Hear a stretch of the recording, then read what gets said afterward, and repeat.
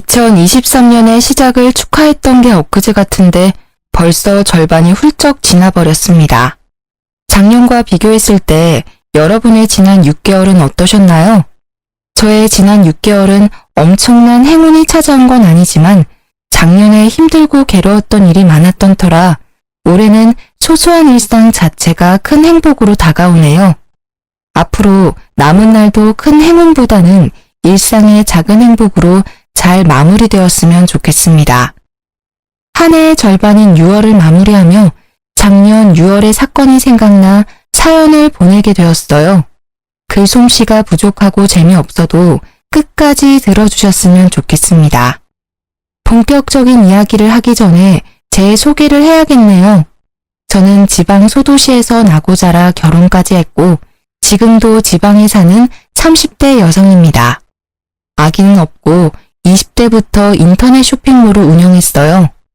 요새는 사람들이 인터넷 쇼핑몰을 많이 해서 매출이 떨어지긴 했지만 오래전부터 꾸준히 이 일을 해와서인지 여전히 먹고 사는 데 지장이 없을 정도로 넉넉한 매출이 나오고 있습니다. 제 부모님은 직접 농사 지으며 백반집을 운영하고 있어요. 평생을 바쁘게만 살아오셨고 그 덕에 지금까지 노후까지 문제없을 만큼 돈을 모았답니다. 남편은 결혼 당시 중소기업에 다녔어요. 월급이 한 번도 밀린 적이 없지만 상여금이나 보너스는 전혀 없고 급여도 크지 않았습니다. 시댁은 시어머니만 계시는데 농사일하며 수확한 작물들을 팔아 생활비를 조금씩 벌고 있었어요. 이렇게 시댁 형편이 넉넉하지 않아서 신혼집을 친정에서 마련할 수밖에 없었습니다. 친구들은 결혼하며 시댁에서 집은 물론이거니와 비싼 예물을 받았다고도 하던데 저는 아무것도 받지 못했죠. 친구들이 부럽기도 했지만 시댁 형편상 어쩔 수 없다고 생각했습니다. 부모님 역시 신혼집은 형편이 되는 쪽이 마련하면 된다고 했고 돈이야 차근히 모으면 된다고 하셔서 우리의 결혼에 큰 불만은 없었어요. 무엇보다 딸인 제 선택을 적극적으로 지지했고요. 이렇게 우리는 큰 어려움 없이 결혼식을 올리고 신혼여행을 다녀와 시댁으로 향했습니다. 불편하고도 어색한 시댁에서 1박 2일을 마치고 신혼집을 가려는데 시어머니가 엉엉 울기 시작했어요. 아이고 우리 아들도 이렇게 떠나가네. 엄마, 내가 뭐 어디 멀리 가? 그냥 옆 동네로 가는 건데 왜 이렇게 자꾸 우셔? 여기랑 우리 신혼집 차 타면 30분이야. 엄마 무슨 일 있으면 바로 달려올 테니까 울지 마요. 엄마가 자꾸 우니까 마음이 너무 아프잖아. 바깥 양반 저 세상 가고 나서 너를 남편처럼 생각하고 살았는데 이렇게 가버리니까 속상해서 그러지. 이제 이 집에서 나 혼자 살 자신이 없다. 쓸쓸하고 외로워서 어떻게 살아? 너 신혼여행 가 있을 동안에도 내가 얼마나 무섭고 외로웠는지 아니? 그런데 내 속은 하나도 모르고 전화 한 통도 안 하고 엄마 서운해. 핸드폰 배터리가 다 돼서 연락 못했어요. 엄마 미안. 그래도 속으로는 매일 엄마 생각하고 있었어. 또 오느라 정신 팔린 건 아니고 아무리 신혼 재미가 좋아도 이 엄마한테 연락하는 거 잊지 마. 엄마가 널 아들 이상으로 생각하는 거 알지? 그럼 알죠. 걱정하지 마요. 결혼해도 지희랑 종종 놀러 올게. 당연히 그래야지. 이 시어미 혼자 시골에서 사는데 아들 며느리가 안 오면 쓰나. 참, 지희야 이거 받아라. 시어머니는 제게 웬 박스를 건네셨습니다. 그 안에는 반찬통도 있었고 무언가가 가득 들어있는 검정 봉지도 여러 개 있었어요. 이게 다 뭐예요? 이 검정 봉지에는 누룽지가 들어있고 이거는 젓갈, 이거는 밑반찬들이다. 우리 민석이 아침에 회사 가기 전에는 누룽지에 젓갈 먹으니까 아침마다 이 누룽지 잘게 부셔서 물 넉넉히 넣고 푹 끓여서 먹여라.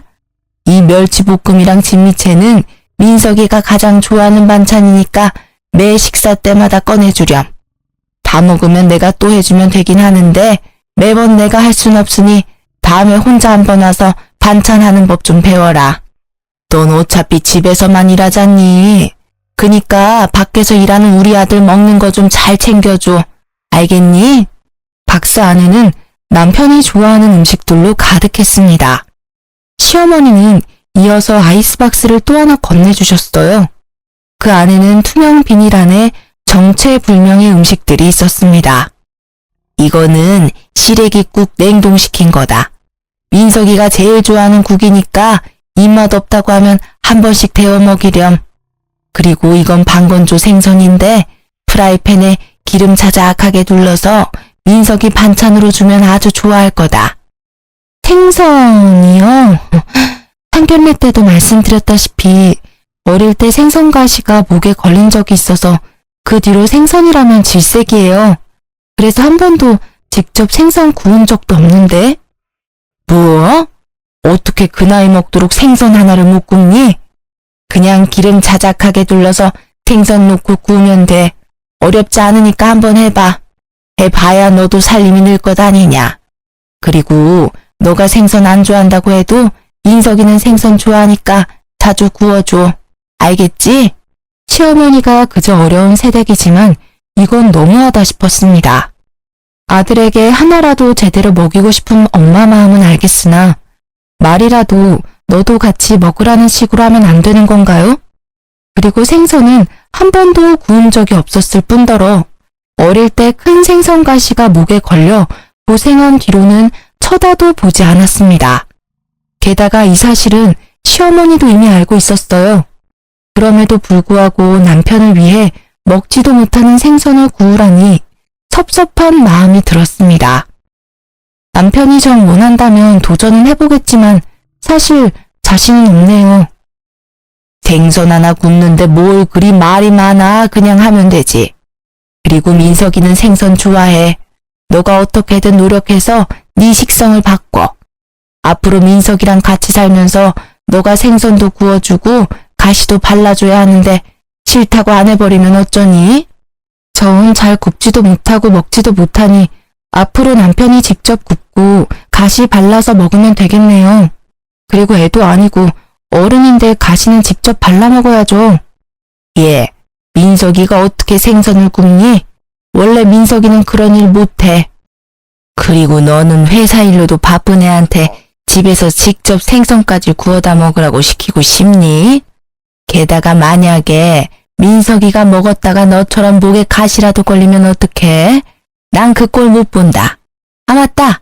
그리고 잠깐 기다려봐라. 시어머니야말로 말도 안 되는 소리만 하다가 갑자기 뭐가 생각나는지 부엌으로 들어갔습니다. 잠시 후 투명 비닐에 쌓인 냉동된 무언가를 한가득 가져왔어요. 너 빵 좋아한댔지? 이거 일하면서 먹어라. 꽤 비싼 빵인데 내가 상할까봐 냉동 보관한 거야. 실온에다가 두고 먹으면 아마 처음 샀던 것처럼 먹을 수 있을 게다.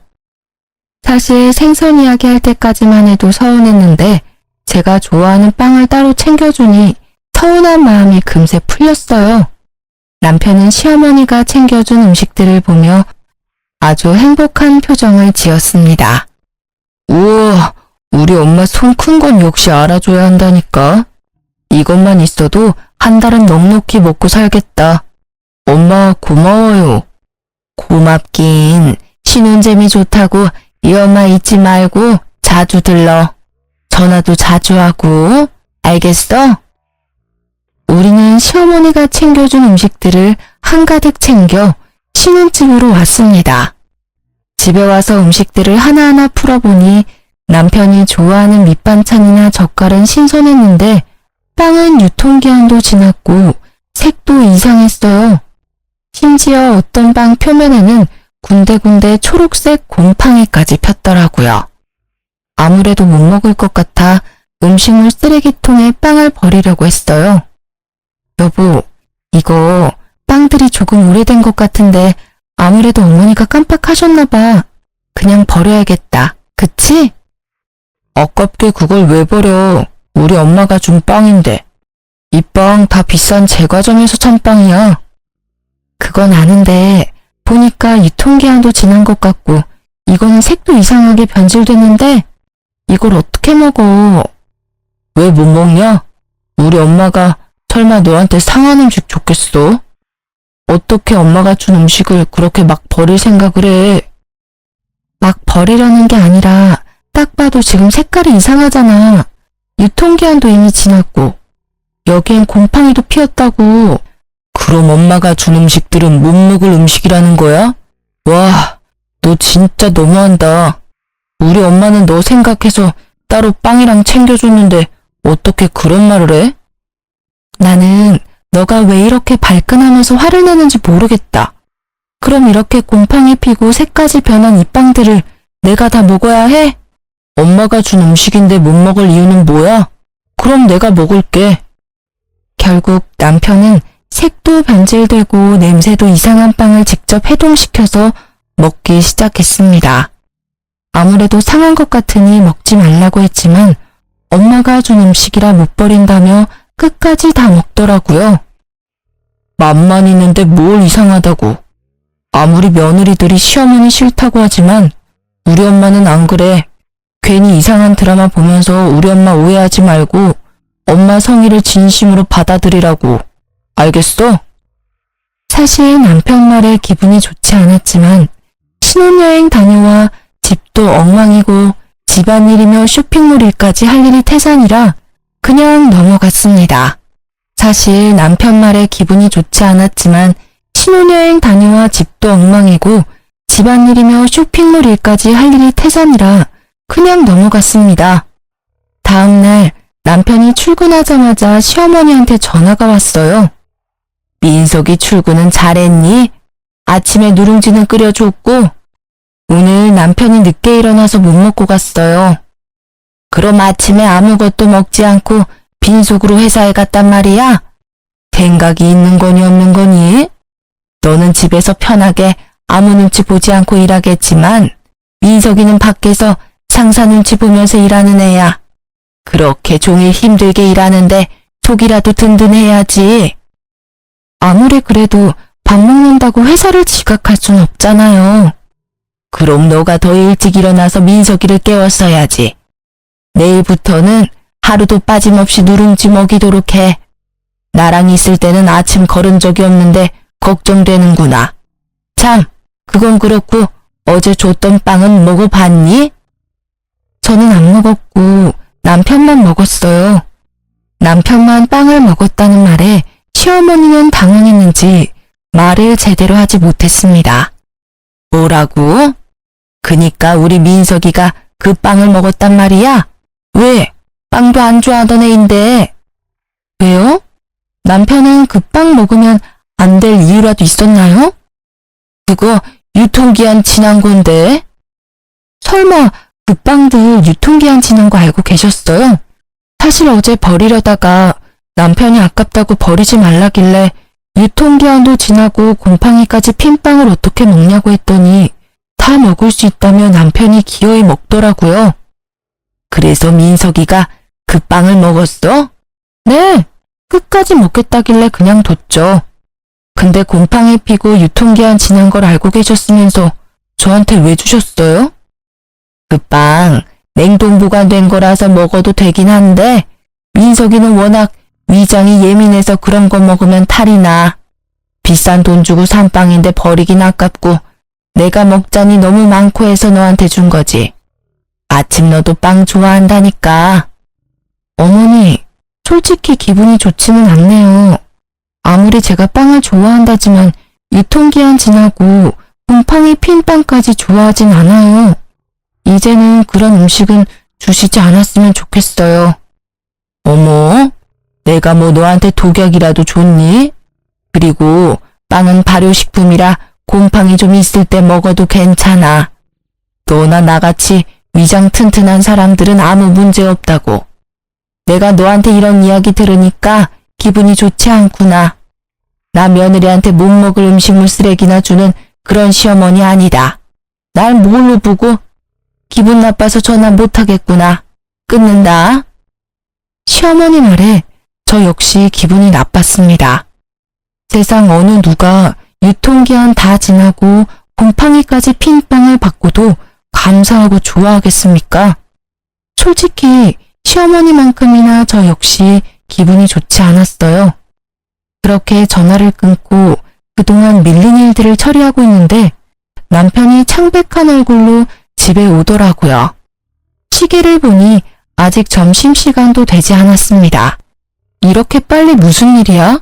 얼굴은 또 왜 이리 창백해? 나 배탈 났나 봐. 배가 너무 아파. 병원에 다녀왔어? 병원에 사람 많아서 일단 약국에서 약만 사왔어.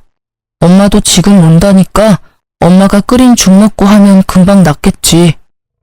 배탈 났으면 일단 병원부터 가야지. 그리고 걱정되게 어머니한테 전화는 왜 했어? 당연히 내가 아픈 거 엄마도 알아야지.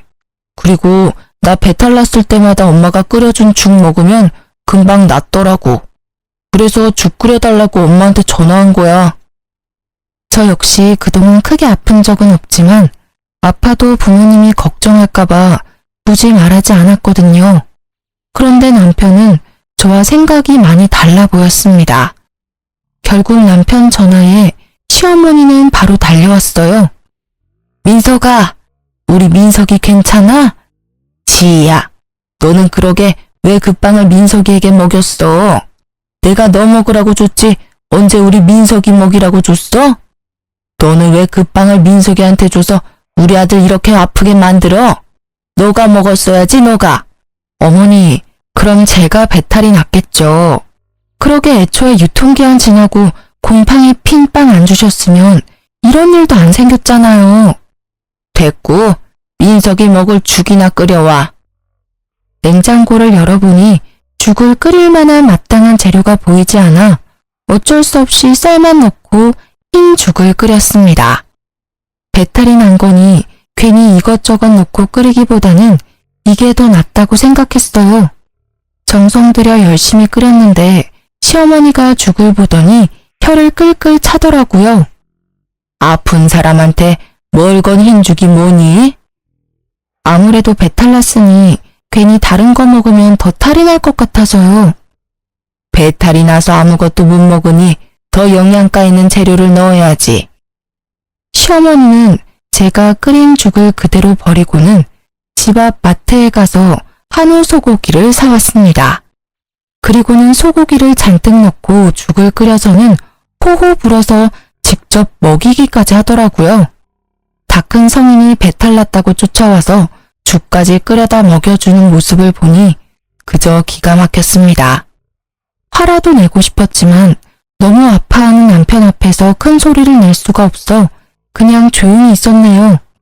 그 뒤로 한 달 정도 시간이 흘러 6월이 되었습니다. 이번 주 주말에 약속 있어? 특별한 약속은 없는데 왜?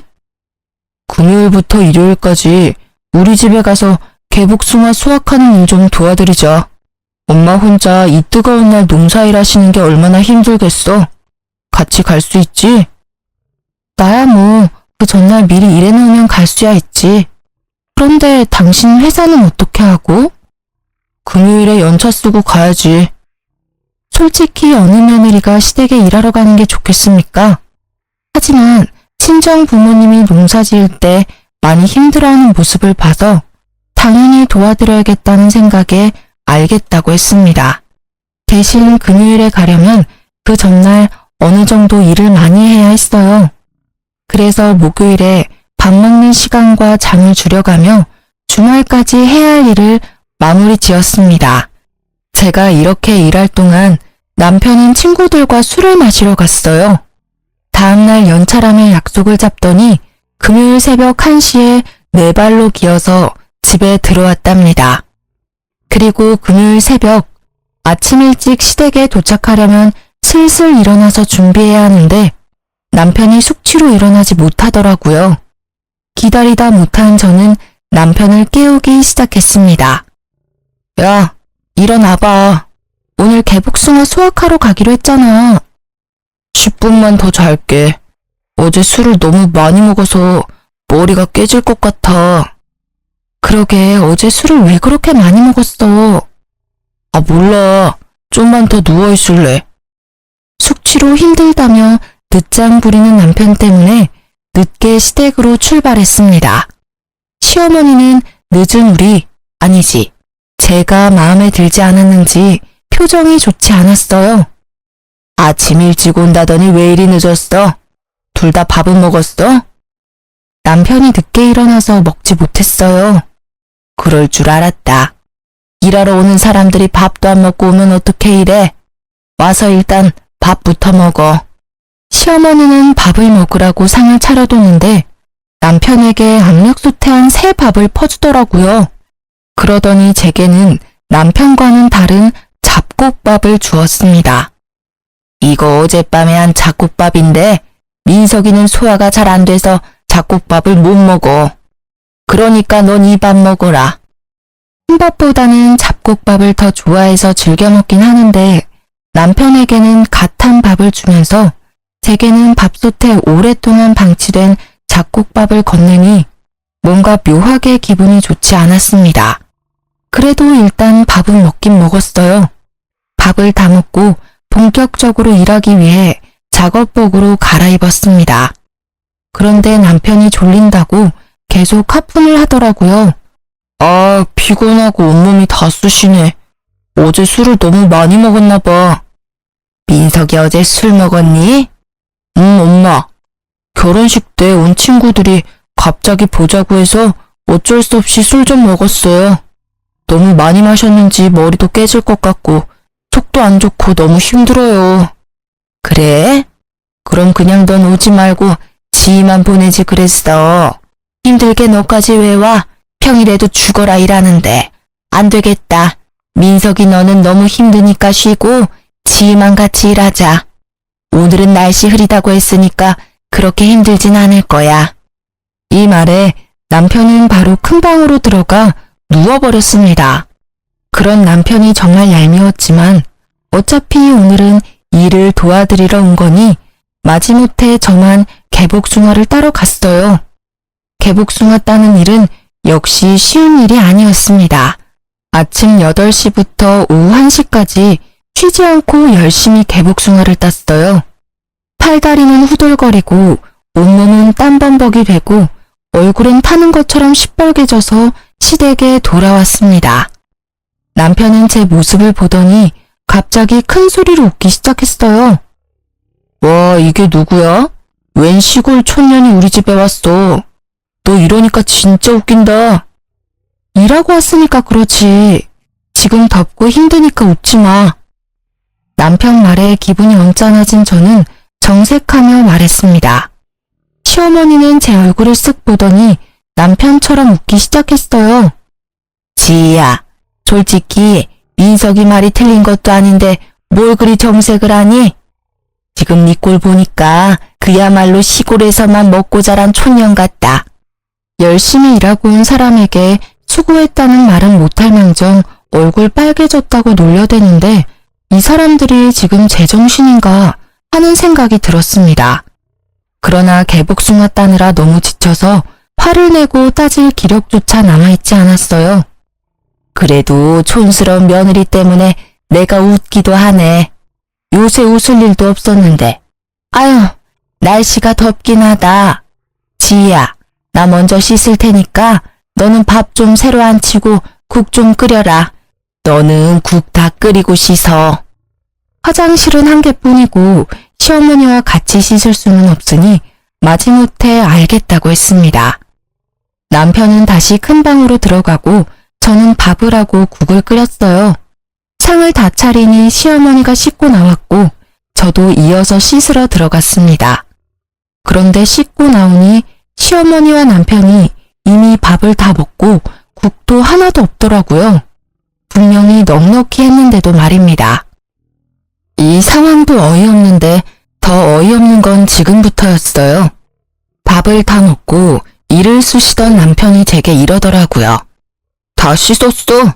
근데 된장국이 너무 짜더라. 된장을 통째로 둘이 부었나 봐. 일도 전혀 하지 않는 남편놈이 이렇게 이야기하는데 슬슬 화가 나기 시작했습니다. 이렇게 눈치 없고 지 생각만 할 줄 아는 남편놈을 낳은 시어머니 역시 마찬가지였어요. 그래, 지희야. 음식을 짜게 먹으면 건강에 안 좋아. 우리 민석이 안 그래도 위장이 약해서 소화 잘 못 시키는데 짠 거 많이 먹으면 안 되니까 앞으로 주의해서 음식해. 그나저나 국이 다 떨어져서 이를 어쩐담? 그냥 남아있는 밑반찬으로 먹어라. 아침부터 땀 뻘뻘 흘리며 일한 저한테 밥 차리라고 해놓고 자기들끼리 다 먹은 것도 분한데 평가질까지 당하고 있으려니 참을 수 없을 정도로 화가 났습니다. 야, 김민석, 너는 아침부터 잠만 쳐자놓고 한 게 뭐가 있다고 밥 먹어? 박지희, 어디서 시어미 앞에서 남편에게 큰 소리야? 너 미쳤어? 어머니야말로 너무하세요. 아들 입만 입이고 저는 주둥이에요. 이렇게 먹다만 음식이나 먹어야겠느냐고요. 그리고 국이 그렇게 간이 안 맞으면 그냥 안 먹으면 되잖아요. 국물 하나 남김없이 다 먹어놓고 맛이 없다고 하세요. 기껏 끓인 사람 기분 나쁘게. 너 그거 일하고 더 먹었니? 정신 놓았어? 아니요. 저 정신 완전 멀쩡해요. 저는 이런 푸대접 받으며 여기에 도무지 못 있겠네요. 저는 집에 갈 테니 나머지는 모자끼리 알아서 하세요. 너 없이 어떻게 일하니? 아직 따야 할 개복숭아가 얼마나 많은데. 결혼하기 전에는 저 없이 어떻게 하셨는데요? 그리고 이렇게 사람 취급도 안 하면서 일은 부려먹고 싶으세요? 저는 이렇게는 일 못해요. 아시겠어요? 옆에서 아무 말도 못하는 남편 얼굴에 흙이 잔뜩 묻은 작업복을 던져버리고 시댁에서 나왔습니다. 야, 이대로 가버리면 어떡해. 우리 엄마 혼자 어떻게 일하라고. 왜 혼자 일해? 아들이 너가 직접 도와야지. 난 갈 테니까 모자끼리 오붓한 시간 보내. 그 뒤로도 시어머니는 농사일하러 오라고 했고 남편이 같이 가자고 했지만 절대 가지 않았습니다. 그렇게 개무시를 당하고 나니 2번 다시는 가기 싫더라고요. 제가 끝까지 가지 않으니 남편은 혼자 일하는 시어머니가 안쓰럽다며 농사일을 돕기 위해 회사에 연차나 반차 쓰는 일이 많았습니다. 그리고 농사일하고 오면 힘들다며 다음날 지각이나 무단 결근을 했어요. 솔직히 회사에서 봐주는 것도 한두 번이지. 매일 업무에 소홀히 하는 직원을 가만히 둘 리가 없지 않겠습니까? 결국 시어머니 농사일 때문에 근태가 엉망인 남편은 1년 만에 권고사직을 당하고 백수가 되어버렸습니다. 그 뒤로 남편은 게임에만 미쳐서 살았어요.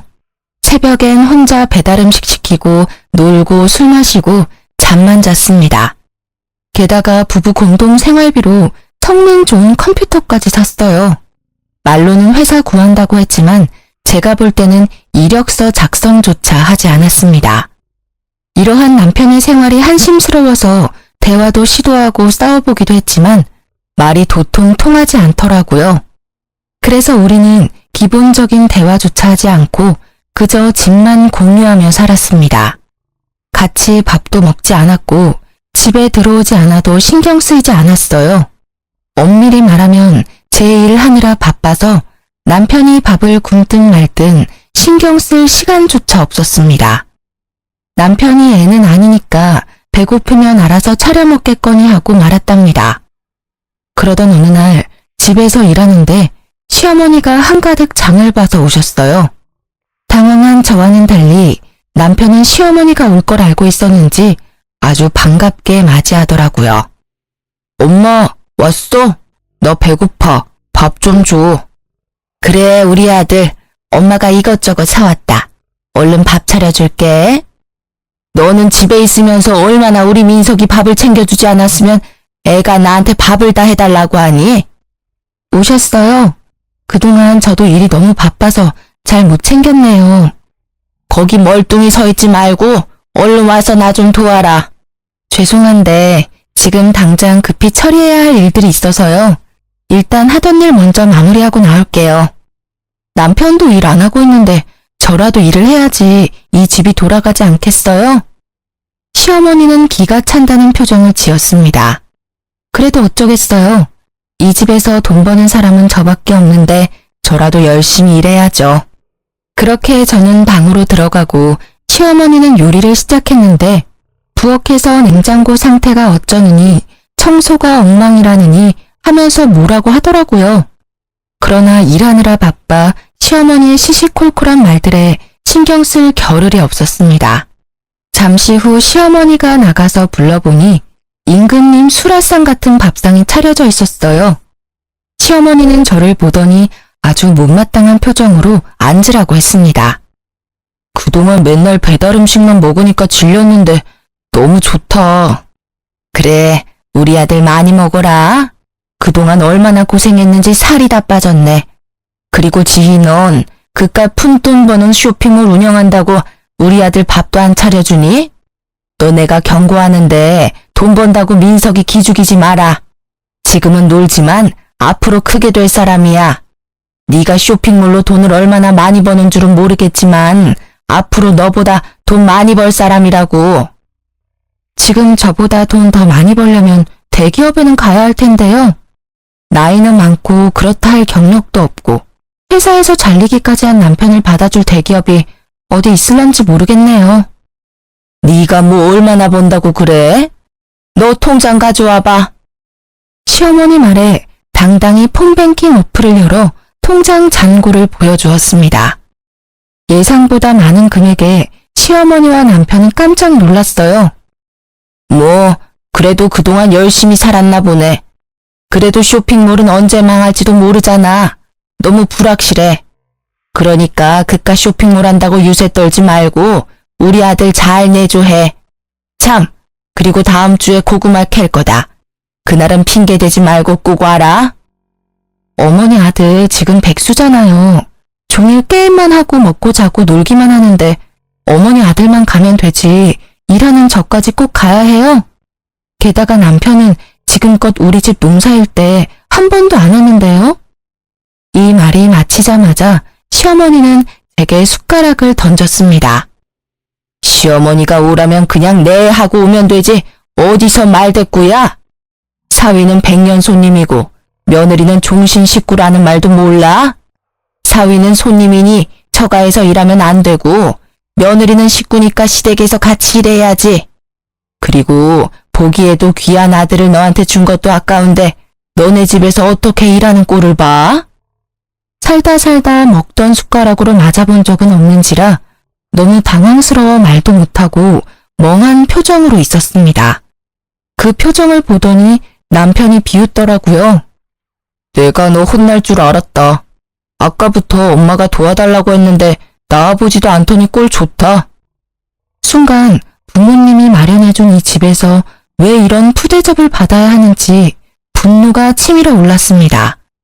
도무지 참을 수가 없던 저는 자리에서 일어나 밥상에 있던 음식들을 다 음식물 쓰레기통에 넣어버렸어요. 남편은 놀라서 아무 말도 못하고 시어머니는 제게 소리를 지르기 시작했습니다. 야, 너 미쳤어? 왜 아까운 음식들을 다 버리고 난리야? 네, 저 미쳤어요. 지금 둘이서 편먹고 이렇게 괴롭히는데 제정신으로 살 수 있겠어요? 그리고 어머니는 그렇게 아들이 좋으면 평생 끼고 살지 결혼은 왜 시키셨어요? 박지희, 뭘 잘했다고 우리 엄마한테 큰 소리야. 제정신이야? 남편은 자리에서 일어나 제 머리채를 잡았습니다. 시어머니는 그런 남편을 말리기는커녕 옆에서 잘한다고 손뼉치고 앉아있더라고요. 우리 아들 잘한다. 저런 년은 그냥 혼쭐이 나야 정신을 차리지. 시어머니 말에 남편이 더 세게 잡길래 남편을 있는 힘껏 밀어버렸습니다. 그러자 남편은 순식간에 중심을 잃고 시어머니 앞으로 넘어지며 시어머니와 머리를 세게 박았어요. 둘이 박치기를 하고 아파하는 모습을 보니 너무 웃겼던 저는 배꼽을 잡고 깔깔대며 웃었습니다. 야, 웃기냐? 나랑 엄마는 아파 죽겠는데 이게 웃겨? 그럼 안 웃기니? 그러게 내 머리채는 왜 잡고 난리야? 됐고 이제 나 너랑 못 살겠다. 이혼해. 김민석, 이 집이 우리 부모님이 사준 집인 거 알지? 당장 나가. 당장. 이혼? 어디 이혼이 뭐 쉬울 것 같아? 난 너랑 이혼 안 해. 이 집에서 절대 안 나갈 거야. 그래, 우리 아들 호적 더러워지게 이혼은 무슨 이혼이니? 한번 결혼했으면 계속 같이 살 생각을 해야지. 하여튼 요새 젊은 것들은 조금만 수틀리면 다들 이혼 얘기 꺼내지. 상황 파악 못하고 계속 헛소리를 짓거리길래 가만두면 안 되겠다는 생각이 들었습니다. 그래서 남편 방으로 가서 남편이 애지중지 아끼는 모니터를 바닥에 던져버렸어요. 야, 그게 얼마짜린데 그걸 박살내. 너 정말 제정신 아니구나. 내가 지금부터 셋 셀 거야. 그동안 네 엄마 데리고 안 꺼지면 이 컴퓨터 본체도 박살내버린다. 하나, 둘. 잠깐, 망치가 어딨더라? 알았어. 진정해. 일단 나갈게. 나중에 너 좀 진정되면 그때 다시 얘기해. 남편은 시어머니를 데리고 나갔고 저는 바로 이혼 서류를 작성해서 남편 짐과 함께 시댁으로 보냈습니다. 잠시 후 남편에게 전화가 왔어요. 이게 다 뭐야? 왜 내 짐을 다 보냈어? 못 들었니? 우리 이혼한다고. 이혼하는데 이 집에 네 짐 따위는 필요 없잖아. 다 내다 버리려다가 그래도 그건 아닌 것 같아서 니네 집으로 보낸 거니까 감사하게 생각해. 무슨 이혼이야? 이혼 못해. 너 진짜 왜 그래? 몰라서 물어? 너랑 니네 엄마가 했던 행동들을 생각해봐. 내가 이혼 안 하게 생겼나? 아무튼 이혼 안 해주면 난 소송할 테니까 그런 줄 알아. 내가 뭐 불륜을 저지른 것도 아닌데 어떻게 소송을 해? 이혼 소송하는데 돈이랑 시간이 얼마나 많이 드는데. 1년, 2년, 아니 10년이 걸려도 난 너랑 이혼 소송할 거야. 내 전 재산을 다 털어서라도 반드시 갈라설 거라고. 근데 어쩌냐? 나는 돈이 좀 있는데 넌 돈도 없잖아. 소송까지 가면 너는 보나마나 거지꼴 될 텐데 괜찮겠어? 남편은 제 말에 한참을 씩씩대더니 이혼은 절대 못한다며 전화를 끊었습니다. 그 뒤로도 한동안 이혼 못하겠다고 버티길래 이혼 소송을 진행하니 결국엔 돈 없다고 이혼에 합의하더라고요. 남편과 무사히 이혼 후 저는 신혼집을 팔고 부모님 집으로 들어갔습니다. 남편도 저의 집에서 쫓겨나 그토록 사랑하는 자기 엄마 품으로 돌아갔어요. 이렇게 갈라섰지만 동네가 워낙 좁아서 전 남편 소문이 계속 들렸습니다. 전 남편은 이혼 후 바로 국제결혼으로 재혼했어요. 그런데 전 시모가 외국 며느리에게 밭일에 집안일을 엄청나게 시켜댔다고 합니다. 얼마나 시켰는지 동네 사람들이 다들 외국 며느리가 불쌍하다고 말할 정도였대요. 참다 못한 외국 며느리는 집에서 돈 될 만한 것들을 다 들고 한밤중에 몰래 본인 나라로 도망가 버렸다고 합니다. 저한테도 며느리라고 그렇게 무시를 했는데 외국 며느리는 얼마나 악독하게 부려먹었을지 상상이 가더라고요. 반면에 제 쇼핑몰은 이혼 후에도 나날이 성장해서 혼자 모든 일을 처리하기가 버거웠습니다. 같이 일할 직원들을 구하기 위해 인터넷에 구인 공고를 올리고 사무실도 좋은 곳으로 마련했어요. 하루는 사무실에서 바쁘게 일하고 있는데 전 남편한테 한번 보자고 연락이 왔습니다. 이혼하고 힘들게 산다는 소식을 듣기는 해서 꼴이 어떤지 궁금하더라고요. 그래서 사무실 근처 카페에서 만나자고 하고 가보니 전 남편과 전 시모가 세상 불쌍한 표정으로 나란히 앉아 있었습니다. 오랜만이네요. 잘 지내셨죠? 지희야, 잘 지냈지? 너가 얼마나 보고 싶었는지 모른다. 왜요? 그렇게 저를 구박하시더니. 사실 며느리는 식구니까 어떤 일을 시켜도 다 이해해줄 줄 알았다. 원래 가족이라는 게 서로 허물이 있어도 다 이해하고 넘어가잖아. 너가 편하기도 하고 좋아서 자꾸 말이 막 나왔던 것 같아. 진심으로 미안하구나. 이 늙은이가 진심으로 사과하마. 아니요, 틀렸어요. 며느리도 사위와 마찬가지로 피 한 방울 안 섞인 손님이라고요. 그러게 옆에 있을 때 잘하셨어야죠. 그리고 사람이 좋고 편하면 더 귀하게 여겨야지. 막말하고 하대하는 게 맞는다고 생각하세요? 그래. 그래서 지금 우리 엄마가 너한테 사과하잖아. 그러니까 사과 받아주고 우리 다시 합치자. 응? 너도 나 정말 많이 좋아했잖아. 그래서 결혼까지 한 거고. 합치긴 뭘 합쳐? 내가 미쳤니? 다시 너랑 살림을 차리게? 지희야, 사실 우리 지금 너무 힘들어. 나 이전 회사에서 잘린 게 거래처에 소문이 다 나서 이력서를 내도 면접 보러 오라는 회사가 하나도 없어.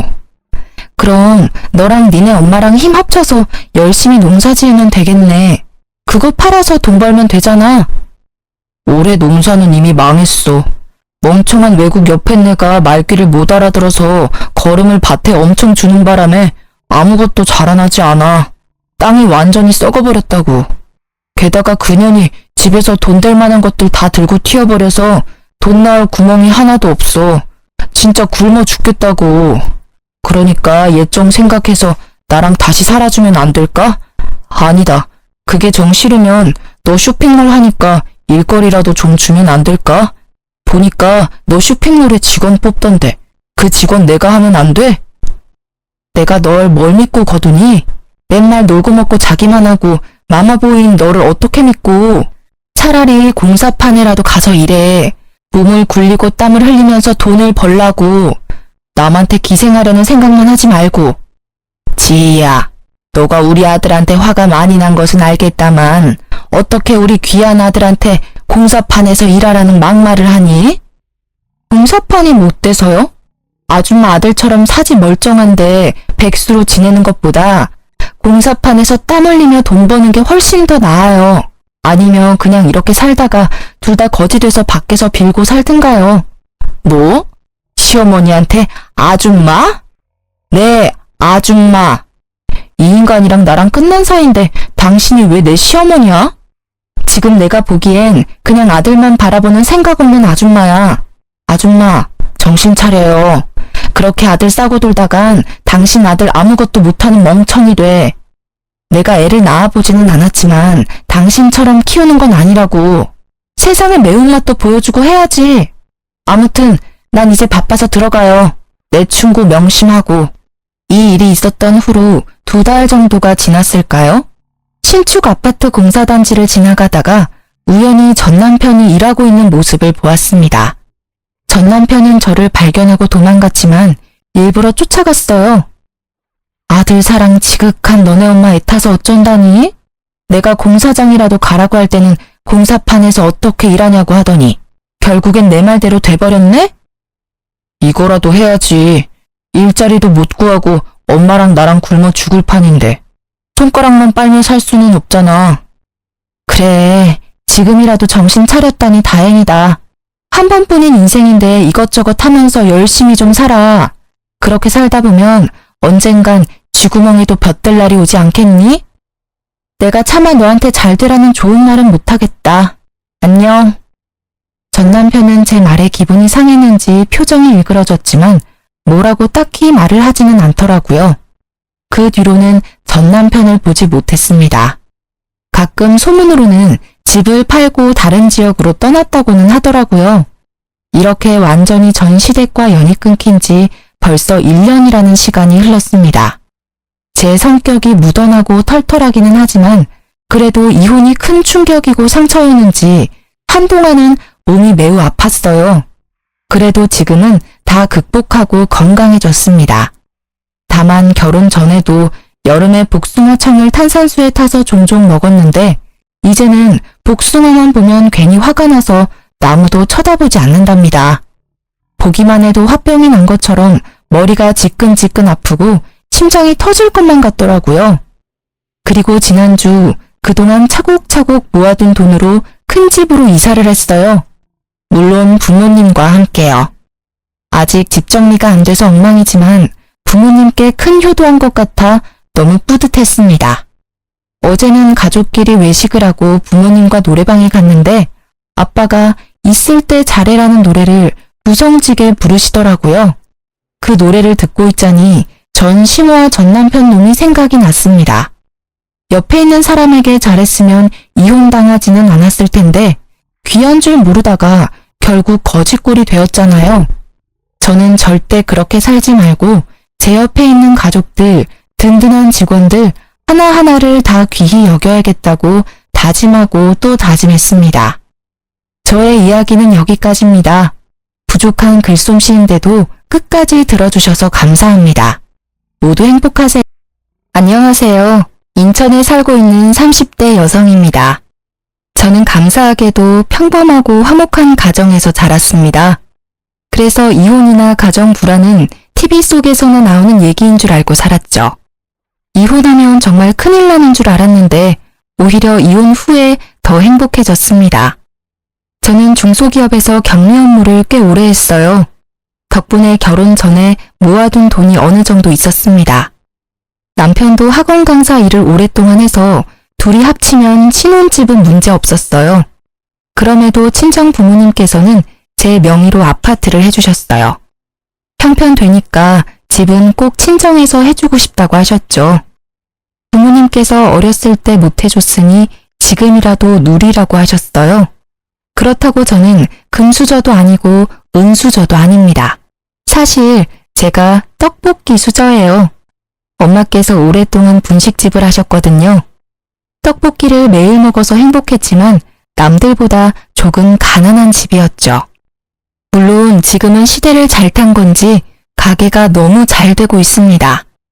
부모님께서는 함께 가게를 운영하시고 계세요. 직원들도 물론 여럿 있어요. 맛집이라 학생들이랑 젊은 사람들이 많이 오거든요. 저는 결혼 후에는 전업주부로 지냈는데요. 용돈벌이로 부모님 가게에서 가끔 알바를 하고 있습니다. 남편이 입시학원 강사라 못 버는 건 아니었지만요. 아이가 생기기 전까지는 생활비를 반반하기로 했거든요. 제가 일을 아예 안 하면 모아둔 돈을 생활비로 다 까먹겠더라고요. 그런데 남편은 저를 가자도우미쯤으로 생각하는 듯 했습니다. 그럼 제가 이혼을 결심하게 된 이유들을 들어보시겠어요? 저희 시어머니께서는 마음속에 늘 소녀가 있는 듯 했어요. 항상 말도 사근사근 하시고 별거 아닌 일에도 깨르르 웃으셨거든요. 저희 엄마랑은 굉장히 다른 느낌이었어요. 장사를 오랜 시간 해온 친정엄마는 완전 대장부 성격이시거든요. 그래서 제가 결혼할 때도 친정엄마께서 시어머니를 정말 잘 만났다고 좋아하셨어요. 부드러운 시어머니 첫인상이 너무 마음에 드셨대요. 하지만 복병은 시아버지였습니다. 시부가 저를 처음 보자마자 하신 말씀은 빨리 애 낳고 남편 내조에나 힘써야지. 회사는 그만둘 거지. 집은 항시 여자가 지키고 있어야 해. 여보, 요즘 세상이 어떤 세상인데요? 뭐, 어떤 세상인데? 아니, 당신은 남편이 말하는데 왜 끼어들어? 아이고, 새 애기 보는데 민망하게 왜 큰 소리를 쳐요? 그러고 보면 참 공평하지 않은 것 같아요. 평생 가족들 직접 밥해 먹이고 청소에 빨래에, 공무원은 월급이라도 주지만 주부는 월급도 없잖아요. 뭐? 나 들으라고 하는 소리야? 그래서 지금 일을 못 그만두겠다는 거냐? 아니요. 그런 점을 다 알지만 저는 전업주부가 꿈이에요. 물론 남편이 착실하고 다정하다는 전제하에요. 부인이 남편을 공경하는 만큼 남편도 부인을 공경해야 한다고 생각하거든요. 아버님, 저 내조 열심히 할 거예요. 그러니까 너무 걱정 마세요. 어머님, 그동안 남편 키우시느라 고생 많으셨어요. 저희 예쁘게 잘 살아볼게요. 부족한 저 많이 가르쳐 주세요. 새기야, 고맙다. 여편네 주책맞게 눈물은? 시모는 눈물을 보이셨고 시부는 제가 마음에 안 든다는 표정을 지었습니다. 시부는 그렇게 처음부터 가부장적인 느낌이 다분했어요. 그런 태도를 저는 그냥 보고 넘기지는 않았습니다. 설사 시부가 건방지다고 생각할지라도요. 이제 제가 이 집안에 들어왔으니 그동안 혼자였던 어머님 편에 서기로 마음먹었거든요. 다행히 남편과 연애를 할 때에는 시부에게서 느껴지는 가부장적인 낌새가 안 보였어요. 제가 친정엄마를 닮아 완전 사내 대장부거든요. 남편이랑 연애할 때도 제가 다 리드했어요. 게다가 저는 현모양처가 꿈이라서 시부의 뜻과 어느 정도는 맞다고 생각했죠. 사실 제가 어릴 때부터 친정엄마가 장사를 하셔서 엄마와 별다른 추억이 없거든요. 그게 늘 아쉬웠기 때문에 저는 전업주부가 꿈이었어요. 사실 시부와 같이 사는 게 아니고 남편이랑 둘이 사는 거니까요. 시부가 성격이 고약해도 별 문제 없다고 안일하게 생각했죠. 그런데 결혼 후 완전히 생각이 달라졌습니다. 뭐야 여보, 나 입을 옷이 없잖아. 에이, 그럴 리가. 어제 내가 개어서 넣어놨는데? 어디 보자. 여기 다 정리해놨네. 세 번째 서랍이라 몇 번 말해. 아니 장난해? 옷 하나하나 다림질 안 해? 응? 그게 뭔 소리야? 너 나 오늘 오전 강의 있는 거 잊었어?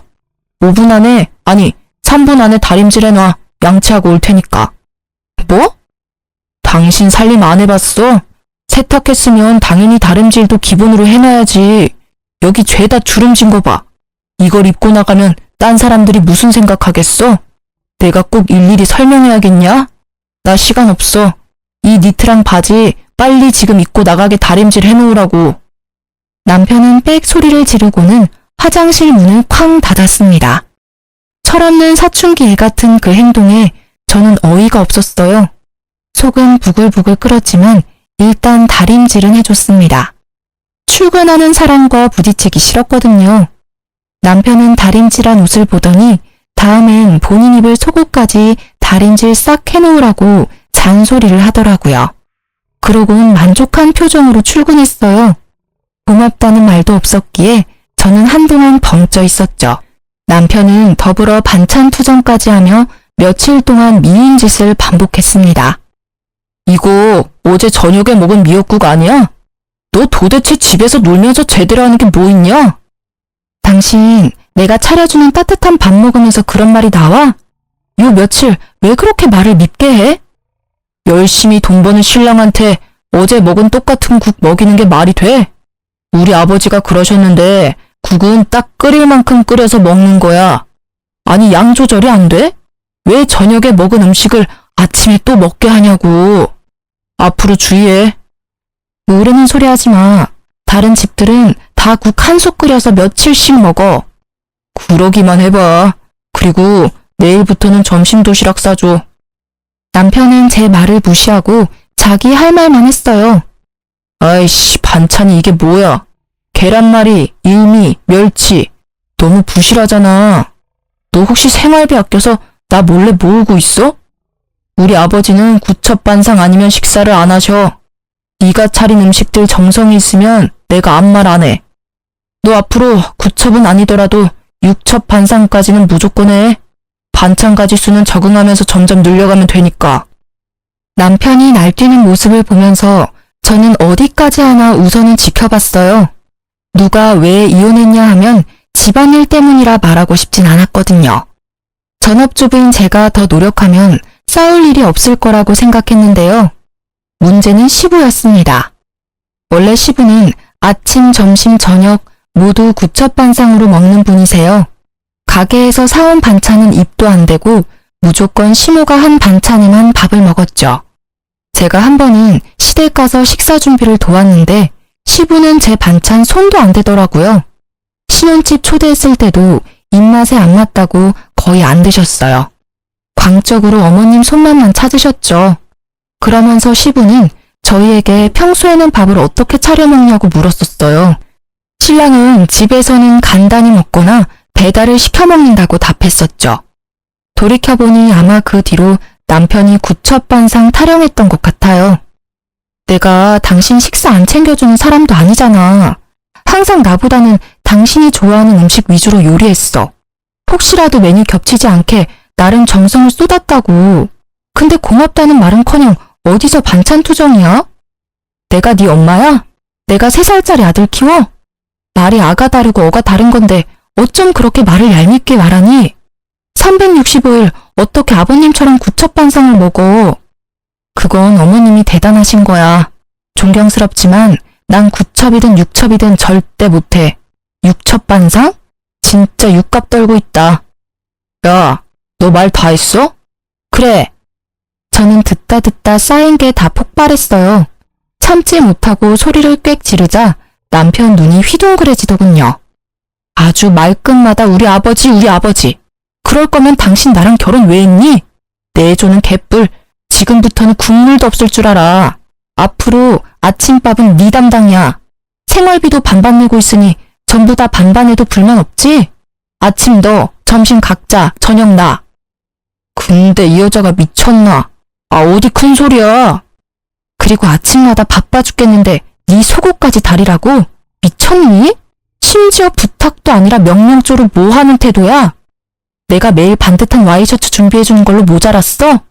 내가 아무리 내조한다 했어도 선은 좀 지켜줬으면 좋겠어. 정 원하면 너가 직접 다려입든가.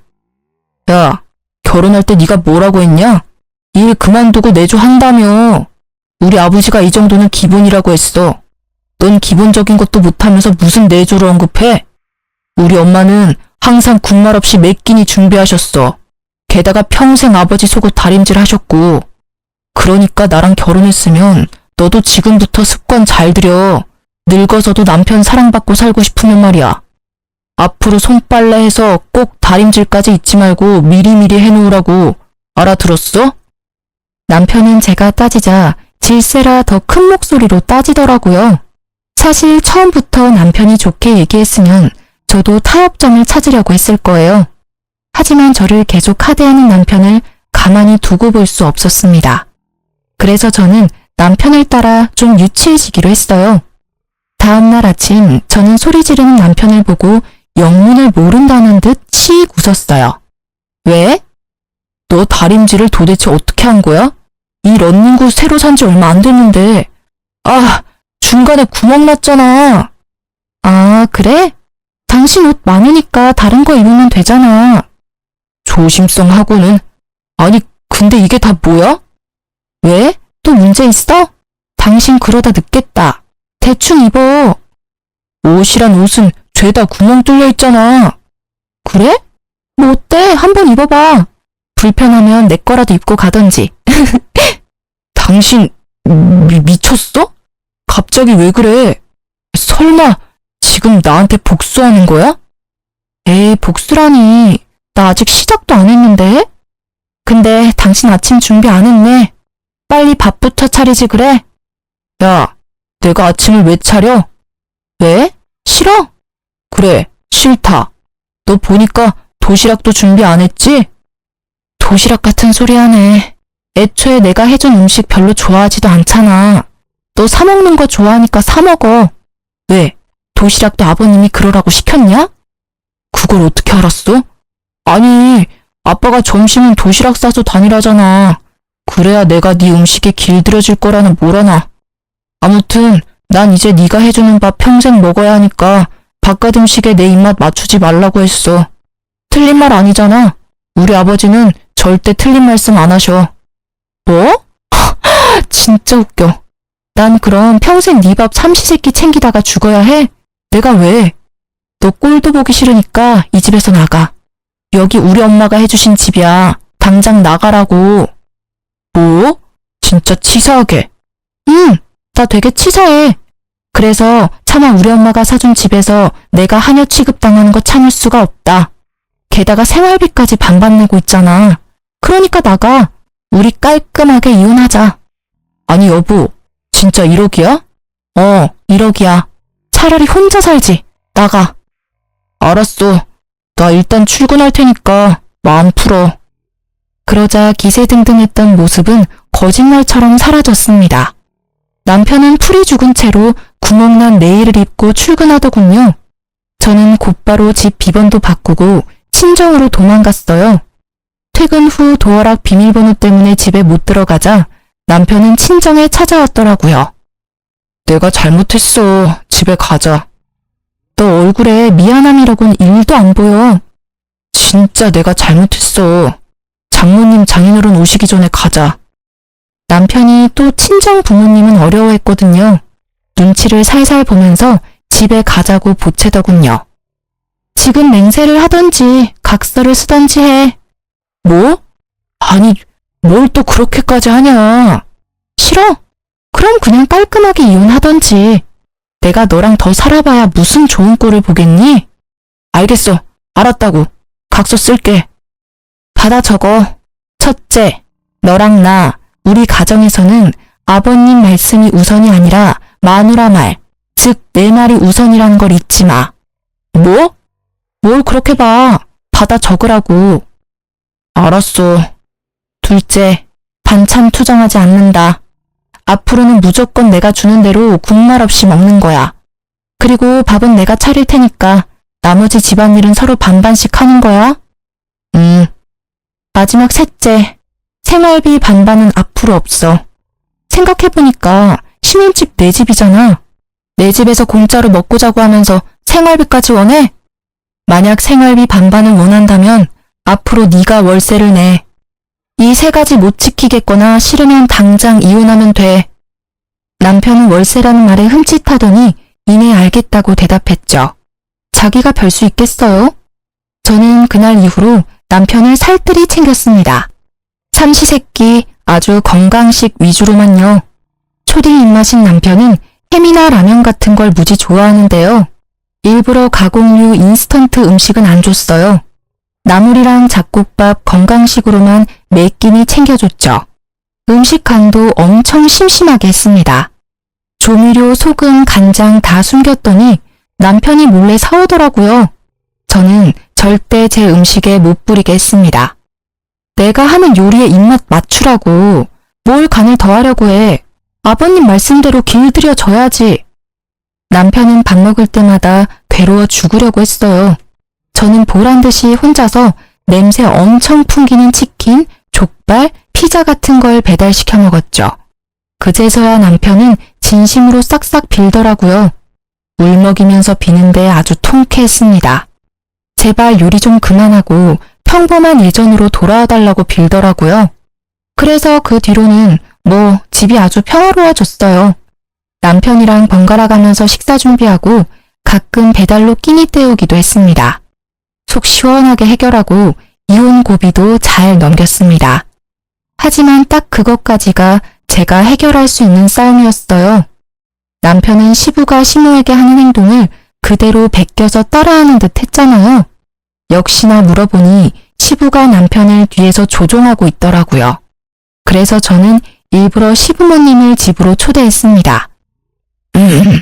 아들, 요새 점심 도시락 싸서 다니고 있냐? 아니요, 그게 아버지. 아니, 내가 입맛을 길들이라 몇 번을 말하냐? 그리고 너는 남편 도시락 하나 싸주기 힘들어? 아버님, 이 사람 아무리 건강식으로 챙겨줘도요. 애기 입맛이라 점심은 알아서 사 먹게 하고 있어요. 바깥에서도 밥 먹는 습관 들여야죠. 제가 365일 이 사람 쫓아다니면서 챙겨줄 수는 없잖아요. 그쵸, 어머니? 그래, 네 말이 맞다. 도시락은 무슨 밖에 맛있는 음식이 얼마나 많은데. 뭐? 바깥 음식 건강에도 나쁘고 뭐니 해도 집밥이 최고지. 시부는 그놈의 집밥 타령을 또 하며 언성을 높이더라고요. 그래서 저도 말이 안 통할 걸 알고 미리 친정에 SOS를 해놨었습니다. 당신은 거들지 마. 그래서 너 대접한다고 우리 여기까지 불러놓고 음식은 언제 할 생각이냐? 네가 얼마나 음식을 못하는지 오늘 내가 확인해 주마. 그게 아버님, 우리 왔어. 그때 저의 구세주 친정 부모님께서 오셨습니다. 아니, 사돈어른 어쩐 일이십니까? 어쩐 일이긴요. 사돈어른들 대접하러 왔죠. 여보, 얼른 음식 들고 들어와요. 아버님, 저희 부모님께서 새벽부터 음식해 오셨어요. 두 분 쉬는 날이신데 특별히 가족들 먹으라고요. 음식을? 네, 얼른 드세요. 각종 튀김과 어묵, 떡볶이, 순대가 한 상 가득 차려지자 시부의 얼굴은 급격히 어두워졌습니다. 시어머니는 감사하다며 맛있게 잘 드셨는데 시부의 젓가락은 전혀 움직이질 않았죠. 어머, 소문대로 너무 맛있네요. 이렇게 맛있는 음식들을 줄도 안 서고 먹네요. 감사해서 어떡해요? 당신도 얼른 먹어봐요. 됐네. 난 집 가서 밥 먹을 거니까 얼른 먹어. 아니, 나보고 집 가서 또 밥을 하라고요? 그러지 말고 여기서 그냥 먹어요. 준비해주신 사돈부부 성의도 있는데 당신도 참. 아니, 나는 집밥 먹을 거라니까. 굿첩반상. 시부는 고집을 부리며 안 먹더라고요. 남편은 그 와중에 또 눈치 없이 맛있게 먹었습니다. 사돈, 그러지 말고 떡볶이 한번 드셔보셔요. 아, 글쎄, 난 안 먹는다니까요. 알겠습니다. 그럼 제가 구첩반상 해드리오리다. 엄마는 자리에서 벌떡 일어나셔서 식기를 9개 챙겨오셨어요. 그리고는 오징어 튀김, 김말이, 고구마 튀김, 종류별로 하나씩 그릇에 담으셨습니다. 자, 그렇게 원하시는 구첩반상이요. 사돈도 참 너무하시네요. 준비해온 성의가 있잖아요. 못 이기는 척 이럴 때는 같이 드시고 그래야 어른이지. 아니 애들이 보고 배우겠어요. 반찬 투정 그만하시고 어서 드세요. 저희 신랑 보세요. 얼마나 잘 먹습니까? 자고로 남편은 주는 대로 뭐든 잘 먹어야 돼요. 그래야 늙어서도 예쁨 받죠. 더 늙고 병들었을 때 다들 나 몰라라 하면 좋겠어요? 나 기가 막혀서 난 먼저 집에 가겠습니다. 당신 적당히 먹고 얼른 와. 기센 친정엄마의 일침에 시부는 도망가듯 집을 나섰어요. 당신 뭐해? 아버님 따라가봐. 나 더 먹고 싶은데. 제가 남편에게 시부를 따라가라고 했지만 자기 배 채우느라 바빠서 안 따라가더라고요. 시모는 그런 남편의 등짝을 여러 번 때리셨죠. 어서 가. 그렇게 투덜거리는 남편을 데리고 친정아빠는 남은 떡볶이를 포장해서 시댁에 가셨습니다. 그럼 슬슬 떠날 준비해볼까요? 정말 이래도 될까요? 사실 친정 부모님께서는 시어머님의 파업을 위해서 오신 거였어요. 이래도 되죠. 아니 우리 나이가 몇입니까? 이제 애들 다 키우고 자유롭게 살아야죠. 사돈 옷이랑 짐들은 잘 챙겨오셨죠? 그럼요. 근데 저 양반 저 없으면 굶다가 쓰러질지 몰라요. 괜찮아요. 쫄쫄 굶어봐야 앞으로 반찬 투정 안 하겠죠. 사돈 어른은 그냥 저희만 믿고 따라오세요. 저희 엄마께서는 괜찮다고 신호를 달래셨고 저도 거들어서 어머님을 안심시켰어요. 어머님, 걱정하지 마세요. 그동안도 충분히 노력하셨잖아요. 30년 넘게 삼시세끼 구첩반상 차리셨으니 앞으로는 좀 편하게 사셔야죠. 아이고, 내가 우리 예쁜 며느리 덕에 말년에 호강하네. 어머님이 눈물을 훔치는데 괜시리 마음이 찡했어요. 동시에 남편이 괘씸한 생각도 들었어요. 시모의 고생을 옆에서 방관하기만 했으니까요. 그렇게 저랑 친정엄마와 시모는 일주일 동안 강원도 여행을 떠났어요. 엄마께서는 가게와 시댁을 아빠에게 맡기셨죠. 친정아빠께 들어보니 시부는 처음에 정말 아무것도 먹질 않고 기다렸다네요. 그러다가 하루 지나자 해골 같은 얼굴로 냉장고를 뒤져서 시모가 해뒀던 반찬들을 먹었대요. 그리고 반찬이 다 떨어지자 시부는 정말 계속 굶었답니다. 그렇게 며칠이 지나자 남편이 전화로 난리를 부렸죠. 아니 엄마, 여행은 무슨 여행이야. 아, 강원도 멀리도 갔네. 빨리 돌아와. 아빠 쓰러지시면 어떡해. 아빠가 엄마 올 때까지 절대 식사 안 하신대. 엄마가 어떻게 그래? 아무리 장모님이랑 그 사람이 가자 해도 엄마는 거절했어야지. 야 이놈아, 나는, 네 애미는 내가 평생 그 고생을 했는데 넌 지금도 네 아빠만 걱정돼? 아니 집에 밥이 없어 반찬이 없어. 하다못해 배달이라도 시켜 먹던가. 언제까지 내가 그 짓을 해야 돼? 엄마, 왜 그래? 엄마답지 않게. 나도 이제 좀 인간답게 살자. 못난 놈, 끊어. 시모는 설움을 터뜨리고 전화를 끊었어요. 저랑 엄마는 우는 시모를 달래면서도 착잡했죠. 어쩌면 그 모습이 저의 미래였을지도 모르니까요. 친정아빠께서는 장사하고 남은 떡볶이를 들고 매일 시댁으로 퇴근하셨어요. 시부는 결국 굶고 굶다가 글쎄 새벽에 몰래 떡볶이를 꺼내서 먹었다네요. 허겁지겁 먹다가 남편이랑 친정아빠한테 들켰대요. 엄청 창피하면서도 떡볶이를 손에서 놓지 않았다고 합니다. 그러고도 시어머님이 계속 연락 두절이자 시부는 결국 제 전화로 연락을 했습니다. 자기가 잘못했다며 울면서 시어머님 돌려보내라고 하셨죠. 어쩔 수 없이 시모는 전화를 받고 받으셨습니다. 여보세요? 당신이야? 그래요, 나예요. 창피하게 새애기한테 전화해서 뭐해요? 내가 잘못했네. 이 이렇게는 못 살아. 나야말로 그렇게 못 살아요.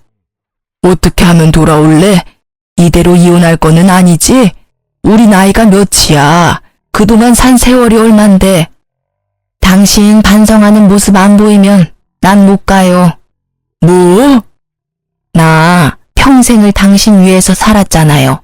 이제 좀 그만했으면 좋겠어요. 나도 지쳐요. 오죽하면 며느리랑 사돈어른 따라 도피했겠어요. 내가 진짜 미안하네. 내가 어떻게 하면 집에 돌아올 거요? 약속해요. 당신이 약속 안 하면 난 못 가요. 무슨 약속? 나 이제 예전처럼 당신 못 챙겨요. 속옷도 못 다리겠고 당신 옷도 당신이 알아서 챙겨 입어요. 그래, 내 옷은 내가 챙겨 입을게. 그거면 돼? 아니요. 제일 중요한 밥 문제가 남았잖아요. 당신 30년을 나 부려먹었잖아요. 이제 그만 그쯤 하면 됐어요. 나 이제 밥 못 차리니까 그렇게 알아요. 갑자기 그러면 쓰나? 난 뭘 먹고 살아 그럼? 세상 널린 게 음식이잖아요. 당신 아직 정신 못 차렸네. 끊을게요. 아니 끊지 마. 알겠어. 우리 타협을 하자고. 나도 당신이 갑자기 그러면 힘들어. 마음 약한 시어머님을 대신해서요. 저랑 친정엄마는 시부와의 통화를 엿들으며 코치를 했어요. 아니 시부는 또 죽어도 구첩반상은 포기 못 하시더라고요. 그래서 겨우 합의해서 삼시세끼 중 딱 한 끼만 구첩반상 차리기로 했습니다. 나머지는 알아서 남은 반찬 드시기로 하고요. 주말에는 당연히 배달이든 외식이든 알아서 식사 드시라 했죠. 처음에는 그렇게 시작하고 시모는 점점 반찬을 줄이기로 하셨습니다. 그렇게 여자들의 파업은 종료됐습니다. 그런데 그 사건은 애교 수준이었어요. 알고 보니 생각지도 못한 사건이 일어나고 있더라고요. 저희 남편은 아이들을 가르치는 강사다 보니까 유행에 민감해요. 그래서 늘 스마트폰을 손에 쥐고 살았습니다. 중독 수준으로 눈 뜨자마자 자기 전까지 손에서 놓지 않았어요. 여보, 그렇게 핸드폰만 들여다보다가 눈 더 나빠지겠어. 영상 보고 싶으면 차라리 TV를 봐. 아무래도 작은 화면보다 큰 화면이 낫잖아. 괜찮아. 난 이걸로 영상 보는 게 편해. 손에 착 감겨서 안정감이 있잖아. 그리고 학원에서 언제 연락 올지 몰라. 학생들 실시간 질문 올리면 답도 해줘야 하고. 남편이 업무와 관련지어 얘기하면 제가 할 말이 없어지더라고요. 그리고 실제로 학원에서 스케줄 변동 때문에 자주 전화가 왔거든요. 이해해보려고 노력했습니다. 그런데 남편은 휴가 때도 스마트폰만 보더라고요. 당신 휴가 내내 또 폰만 들여다볼 거야? 내가 언제? 아니, 전화 만진다고 운전도 나만 시키고 좀 번갈아 가면서 하자. 아니, 나 급한 연락 오면 어떡해. 이럴 때라도 내조 해라 좀. 또 내조 타령이네. 정신 못 차렸지 아직? 아니, 둘이 밥 먹을 때도 전화기 들여다보고 앞에 있는 사람 무안하게 말이야. 휴가 때는 급한 연락 올 것도 없잖아. 아, 진짜 답답하게. 구속하냐? 내가 내 전화도 마음대로 못 봐? 그리고 휴가니까 내가 마음 편하게 유튜브라도 보지. 아, 가만 보면 당신 요즘 잔소리 너무 심하다. 잔소리 듣기 싫으면 적당히 하던가. 폰 만진다고 수영도 안 했잖아. 휴가 왜 왔니? 우리 지금 놀러 왔는데 당신은 전화기만 보잖아. 꼭 바람피는 사람처럼. 뭐? 바람이라니. 너무 같다. 남편은 바람이라는 말에 갑자기 역정을 냈습니다. 저는 별다른 의미 없이 나온 말이었는데 말이죠. 그 순간 설마 하는 의심이 들었어요. 그렇게 서먹하게 호텔로 돌아왔는데 남편은 차에서 내리다가 전화기를 떨어뜨렸어요. 와장창 아주 금이 갔죠. 아이씨, 이게 다 당신 때문이야. 정말, 왜 내 탓을 해? 당신이 전화 만진다고 하도 뭐라 하니까 손에서 놓쳤잖아. 아휴, 별 억지를. 남편은 씩씩거리더니 호텔 방에 저를 혼자 두고 사라졌어요. 혼자 전화기를 고치러 갔더라고요. 저는 남편의 행동이 너무 이해가 안 됐습니다. 그러다 곰곰이 생각해보니까 남편에게는 좀 더 큰 화면인 태블릿도 있었는데요. 업무는 그 태블릿으로도 충분한 걸 뒤늦게 전 깨달았죠. 도대체 전화로 뭘 하고 있는지 걱정됐죠. 처음엔 저 몰래 주식이나 투자라도 하나 싶었습니다. 그렇게 남편이 잠들었을 때 몰래 봤더니 글쎄 바람을 피고 있더라고요.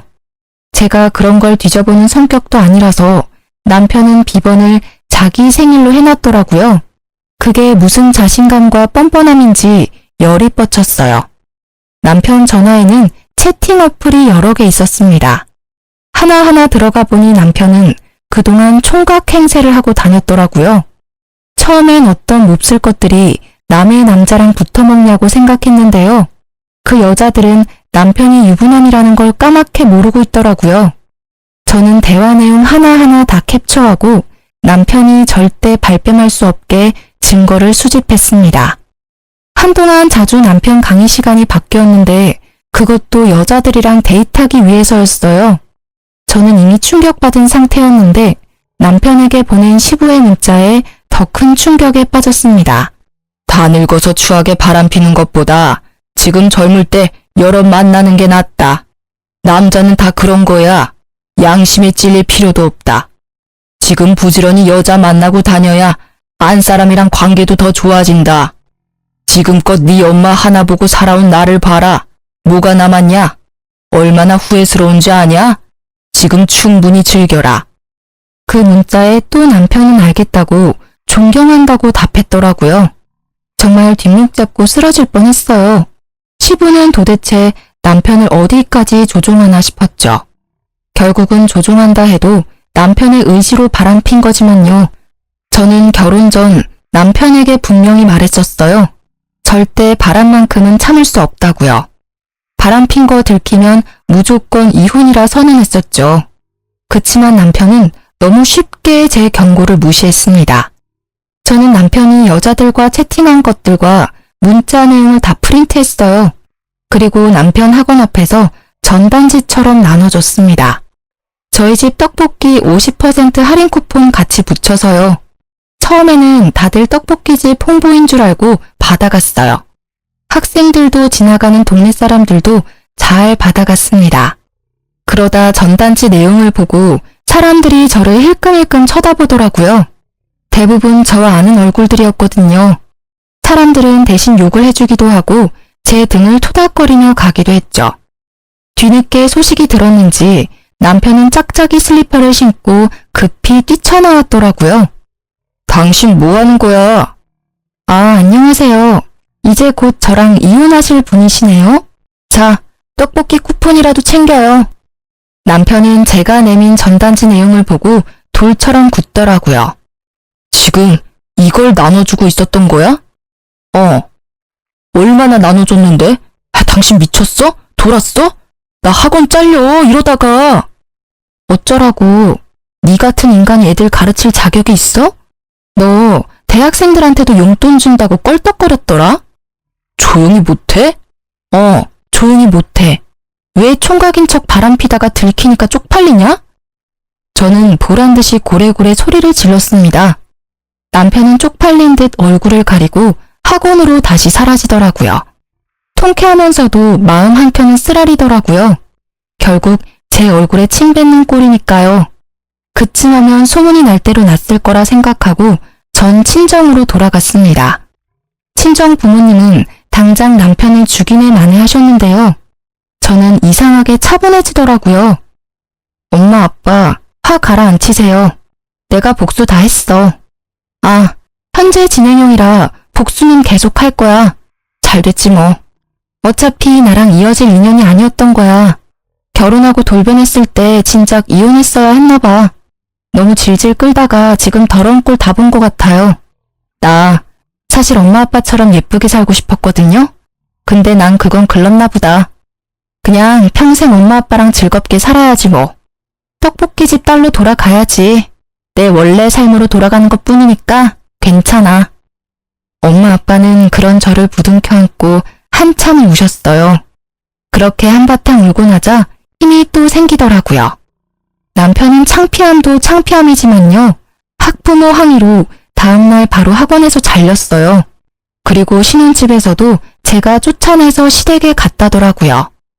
시부한테는 제가 들켰다고 혼나고 시모한테는 바람 폈다고 쫓겨났죠. 게다가 저는 떡볶이 수저라 이 주변 학교 아이들이랑 친하거든요. 남편은 강사도 잘리고 길 가다가 애들한테도 불륜남이라 놀림거리가 되었습니다. 아이들이 떡볶이 먹으러 오면요. 해맑게 제게 이야기를 전해줬어요. 이모, 저희가 대신 복수했어요. 잘했죠? 저는 이혼 준비하고 있다고 시모에게 알렸습니다. 그리고 시부가 남편에게 바람피라고 종용했던 말들을 빠짐없이 시모에게 다 전달했어요. 미안하다, 아가. 내가 미안해. 이런 집안이라 채아가 너무 미안하다. 어머님, 이런 몹쓸 인간들, 아니 짐승 같은 것들. 내가 더 이상 가만히 있지 않아. 좀 한심했지만 내 아들 그 정도까지는 아니었는데 감히 아들내미 가정 다 파탄내고 지 가정은 무사할 줄 알았나 보지? 어림도 없지. 저는 시모가 쓰러질까봐 걱정했는데요. 오히려 시모는 씩씩하게 어디론가 전화를 걸었습니다. 처음 본 강다니는 시모의 모습이었어요. 형님! 시모는 시고모에게 전화를 건 후에 갈 때까지 가보자고 시부랑 이혼을 결심하셨어요. 그 전에 시부가 바람도 피는지 동태를 살폈죠. 제가 사람을 써서 알아보니까 아주 가관이었습니다. 시부는 나쁘끄럽게 다른 동네 다방까지 가서 커피 한 잔만 시키고 온갖 추태를 다 부렸더라고요. 이때까지 항상 삼시세끼 시모 밥상 받아먹고 다방 가서 딴짓거리 했던 거예요. 저는 사진들을 시모에게 전달했습니다. 주말이 되어서야 저는 시고모를 뵐 수 있었어요. 오랜만이지? 잘 지냈어? 너희 결혼식 때 이후로 처음 보네. 안녕하셨어요, 고모님. 형님 오셨어요? 그래. 나를 주말에 부른 이유가 있을 텐데 뭐 큰일이야? 누나가 여기 어쩐 일이세요? 근처에서 골프 치다 왔지. 다들 내가 보고 싶다 하길래 뭔 일이야? 당신이 누나 불렀어? 그래요. 내가 불렀네요. 나한테는 평생 구첩반상 타령하더니 뒤에서는 추접한 짓거리 하고 다녔어요? 당장 내 손을 분지르고 싶어요. 당신 입에 들어간 음식들 다 끄집어내고 싶다고요. 그러고도 당신이 인간이야? 어디 가르칠 게 없어서 아들한테 그따위 걸 가르쳐. 뭐라는 거야? 이 사람이 뭐 잘못 먹었어? 미쳤어? 어디서 큰 소리야? 형님, 이것 좀 보세요. 시부는 상황 파악을 못했는지 어버버거렸고요. 시모는 제가 만들어뒀던 남편이 바람핀 전단지랑 시부가 다방 가서 추태를 부리는 사진들을 시고모에게 전달했어요. 시고모는 그것들을 보더니 1초의 망설임도 없이 허겁지겁 밖으로 달려나가셨죠. 아니, 당신 도대체 누님한테 뭘 보여준 거야? 시부는 그제서야 시고모가 본 것들을 확인하고 세상 무너진 얼굴을 했습니다. 시고모는 어느새 골프채를 꺼내들고 집 안으로 들어오셨어요. 너 내가 바람 피는 인간들 극혐하는 거 알아 몰라? 바람을 펴? 네가? 몇십 년을 부인밥 얻어먹으며 산 네가? 이 기생충만도 못한 게? 알고 보니 시고모도 시고모부 바람으로 이혼을 했더라고요. 지울 수 없는 시고모의 아픈 상처를 시부가 건든 거예요. 시고모께서 바람하면 정말 치를 떨고 친동생이라도 가만 안 둘 성격이란 걸 시모는 알았던 거죠. 골프채를 피하며 도망다니는 시부의 모습을 보고 저는 하마터면 웃음이 터질 뻔했어요. 시부는 조금이라도 맞고 싶지 않다고 아주 잽싸게 도망치더군요. 나중에 시모한테 들었는데 시부는 어렸을 때 부모님 말을 더럽게 안 들었대요. 그래서 말이 안 통하니 시고모가 엄청 때리면서 키웠대요. 한 번은 시고모께 맞아서 손목이 부러졌다네요. 가게에서 도둑질하다가요. 시부는 나이가 많이 들었지만 또 그런 일 생길까봐 얼굴이 노래졌더라고요. 너 이 집 당장 반납하고 썩 꺼져. 고생을 안 해보고 사니까 세상이 아주 꽃밭이지? 누나! 누나라고도 부르지 마 이놈아. 게다가 상상도 못했는데 시댁집이 시고모 명의로 된 집이었어요. 딱히 능력 없는 시부한테 시고모가 열심히 살라고 준 거였죠. 명의는 그대로 시고모 거였고요. 시고모는 당장 자기 집에서 나가라고 시부를 향해 골프채를 계속 휘둘렀어요. 시부는 맨발로 쫓겨나고 말았죠.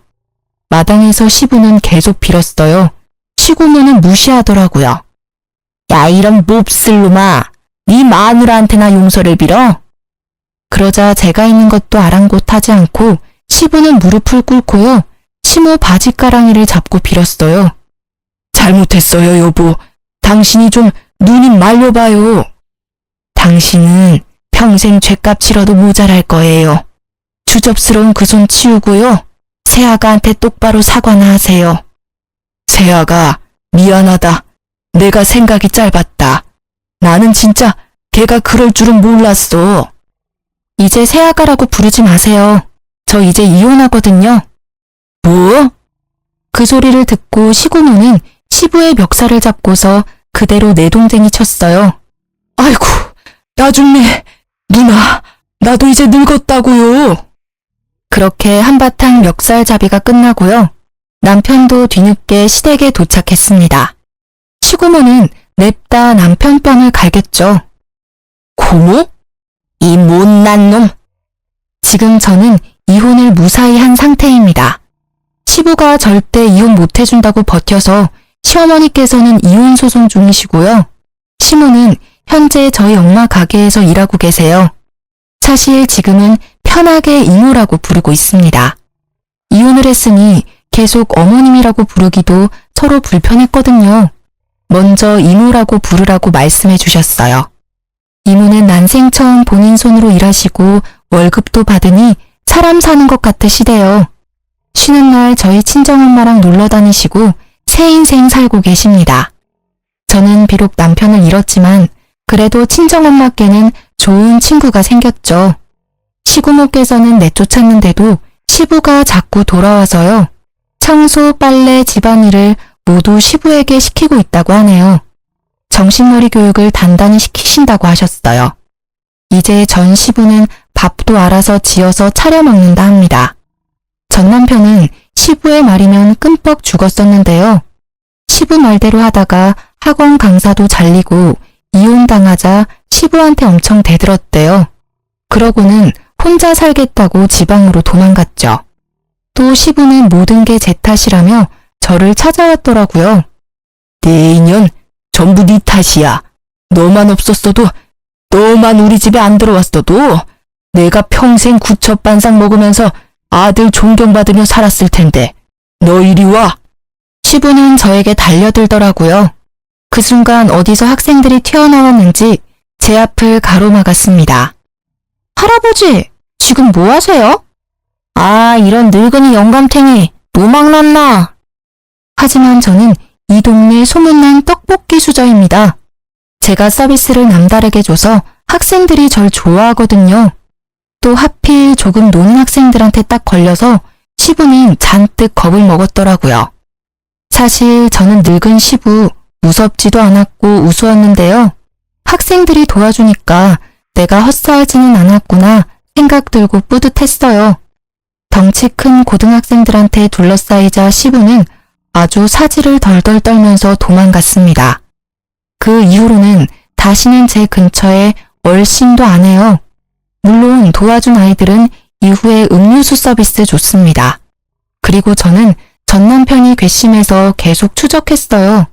변호사한테 미리 물어보고 고소 안 당할 만큼만 남편을 골려댔죠. 남편 이름 석자만 안 적었지 추측 가능하게끔 인터넷에 글을 올렸거든요. 전 남편이 옮긴 지방 학원의 학부모들 그리고 학생들은 제 글을 보고요. 귀신같이 남편을 찾았습니다. 그래서 전 남편은 옮기는 학원마다 잘렸어요. 그러다 얼마 전 전 남편이 저희 가게에 찾아왔습니다. 제발 글 좀 내려달라고 저한테 빌고 또 빌더라고요. 내가 잘못했어. 정말 내가 죽을 죄를 지었어. 나 밥은 먹고 살아야 할 거 아니야. 응? 제발 나 한 번만 봐줘. 엄마, 이 사람 좀 말려봐요. 나 피말라 죽겠어요. 시모는 그걸 보고 한심한 얼굴을 하면서도 또 속상해 보였어요. 그렇지만 시모는 냉정하게 아들을 모르는 척했습니다. 죄송하지만 누구신지요? 전 남편은 오열하더라고요. 저는 흙탕물에 드러누워서 우는 남편을 보고 앞으로 똑바로 살으라고 한마디 해줬습니다. 이쯤 하면 됐다 싶어서 인터넷에 쓴 글도 전부 내렸어요. 지금은 어느 학원으로 옮겼는지도 알아보지 않고 있어요. 전 남편이 심호한테 빌붙을까봐 걱정이었거든요. 지 앞가림은 하고 살아라고 선심 썼죠 뭐. 저는 이제야 다 해결해서 당분간은 혼자 여행을 다녀올 예정입니다. 비행기에서 정신없이 사연 적었네요. 전 남편한테 받은 위자료로 금융 치료라도 받으려고요. 다녀와서는 예전처럼 부모님 가게에서 일하며 지낼 거예요. 돈 때문은 아니고 가게에서 애들 만나는 게 전 너무 좋거든요. 아이들은 티 없이 맑잖아요.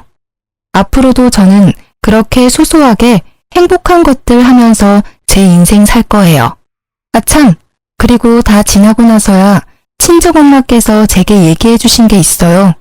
혹시라도 저 함부로 무시 안 당하게끔 신혼집을 제 명의로 해주신 거였다고요.